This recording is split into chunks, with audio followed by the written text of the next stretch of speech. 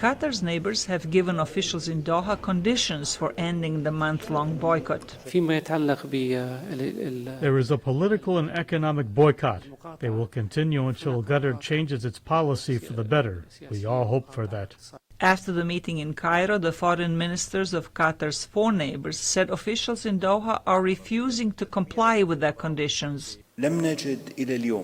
We haven't seen any real sign after yesterday's answer from Qatar that it's interested in its brothers and neighbors as much as it's interested in extremism, incitement, destruction, and terrorism. Meanwhile, in London, Qatar's foreign minister told an audience that cutting diplomatic and transport ties was intended to create anti-Qatar sentiment in the West. We believe that the entire campaign is mainly driven by Saudi and the United Arab Emirates, and I think those are the countries we have to engage in what are the real motives and the real grievances behind it. Qatar has been accused of supporting the terrorist group Hamas and its sponsor Iran.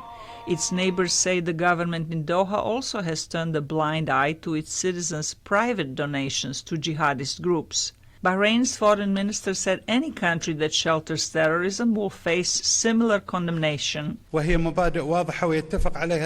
clear policies that are not only agreed upon by these four countries, but by the whole world.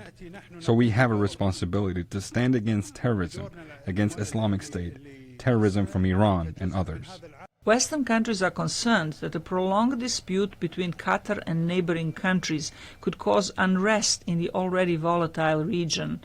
Trump reminded parties in the dispute that they all made commitments to fight terrorism during a summit with him in Saudi Arabia in May. The White House said the president has called on them to honor their pledge to stop terrorist financing and discredit extremist ideology. Zlatica Hoke, VOA News, Washington.